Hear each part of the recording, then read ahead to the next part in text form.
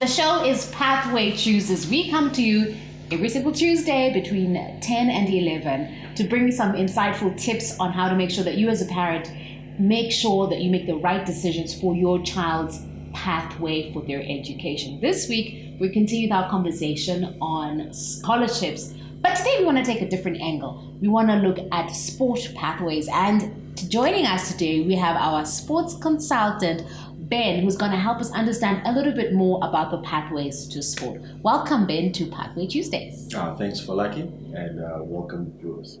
So let's get right into it, Ben. Help us understand what are the pathways for sport. Okay, so we have two basic pathways that we help students with. The first one is your student-athlete pathway. We do that for students who want to study and play their sport, and we have over 600 universities that we work with. And we'll talk about that a little bit more as the program goes along. Then the second one is the pathway for the professional. The athlete who is in school and wants to become professional immediately.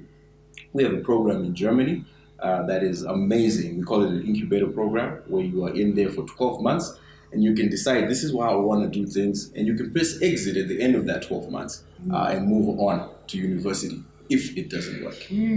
I would love to hear more about both these pathways. Right. So a lot of the times we think it's enough for us to wait until we're upper six, start thinking about scholarship, any kind of scholarship.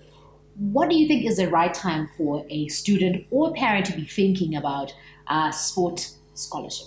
Okay, so I'll start off by saying bad idea to wait until you are in upper six.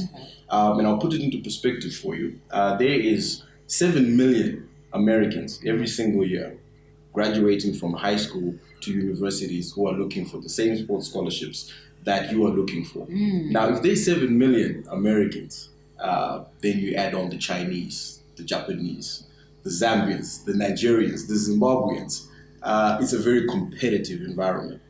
So to wait until you are in upper six is a really bad idea. You need to start at the age of 14, 15 to start working towards building your sports profile so you can be noticed in time and have an opportunity. Wow, 14 or 15, that's like Form 2 or Form 3. That's correct. So what is to build my sports profile? What should be going into that to make me eligible for one such scholarship? Excellent question, Falaki. The first thing that I always say to a young person who comes to see me is, do you have a video? And they tell me, no, I don't have a video. Now, you're in Zimbabwe. The sports coach is in the United States of America. They're not going to take your word for it. So you have to have a video that we can send to the coach. Number two, you have to be registered with the NCAA. That's the National Collegiate of Athletes Association. Basically, no person wanting to play sports in the United States at college level is allowed to play sport without registration with the NCAA. Then thirdly, you have to have SATs. Without SATs, you haven't completed your registration for NCAA, and therefore you cannot play. So those three things are vital for you to be able to play sports or be eligible for a sports scholarship in the United States. Ben, I could easily be in my final year this year or even in lower six, and I was thinking that I would love to pursue sport when I go to university. Sounds like I'm a little bit late to the party. Okay, look, Falaki, I don't want to say that you are all the way late and everything is lost. There are some exceptional people out there, and we are welcome, or they're welcome to come and have a go. Then, of course, there's still those average people who want to have a go. This is what I always say. There are other scholarships, and I'm sure Helen will be talking about those as the program goes along. But basically, if you come along, and we can do a search for other scholarships for you to get you to that budget that Helen has always been talking about. When you then get to the university, we would have spoken to the coaches in advance on your behalf as a student, and they will then allow you to do what are called tryouts or walk-ins. You go there, if you got the skill, no problems. No problems. No problems. If you have just tuned in, this is Capital 100.4 FM, Hard as Happy. We're also live on Star FM as well as on our Facebook page. So don't worry, this will be there for your reference to make sure that you can connect with us whenever you are ready to come and see us at ESP Pathway Hub. So Ben, earlier you did mention that there were two types of sport pathways. Right. Let's go a little bit into that. Let's talk about the first option and the second option.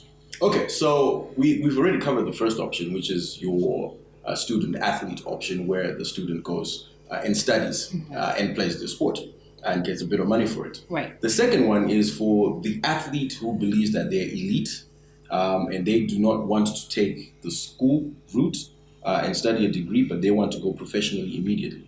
Now, this comes with a lot of risks. As we know, only about 1% of all aspiring professionals ever really make it to play.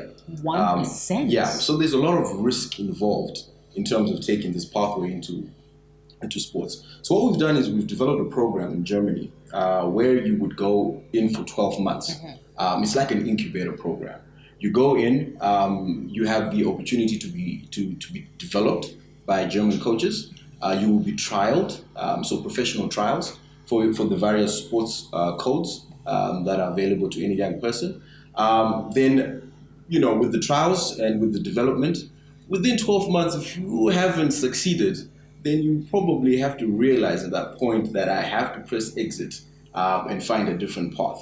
But the beauty of that is we have you covered, because within that program, you also get to study the German language itself, which is a really big advantage. It's advantageous because at the end of the day, you will be able to study in Germany if you so wish. And Germany is well known for tuition-free universities. So that's a really good thing. Then secondly, whatever sport code you choose, you will be trained and certified in a coaching license. Okay? So within that 12 months, you can either develop a professional career as a player or a professional career as a coach and take your first steps.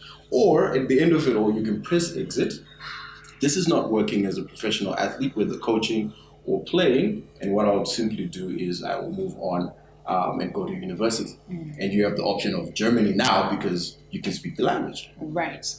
Ben, thank you. This has been very nicely broken down for us to understand how exactly sport pathways do work. As we are rounding up, what is the one thing you would like parents to know when they're thinking about sport pathway for their children? Information. That's what I would like to say. There's way too much ignorance out there concerning the pathways that are available, especially sports. A lot of people think just because I'm talented, someone's going to see me. If you're not on the right platform, if you're not talking to the right people, if you're not doing the right things, if you're not preparing yourself, you won't make it. It's no lie. Like I said, only 1% of aspiring professionals make it. There's 7 million Americans in their own country trying to get into the same scholarship programs that you want. You're a Zimbabwean. You need to work extra hard. That's what I would say to any parent and any student listening to the program.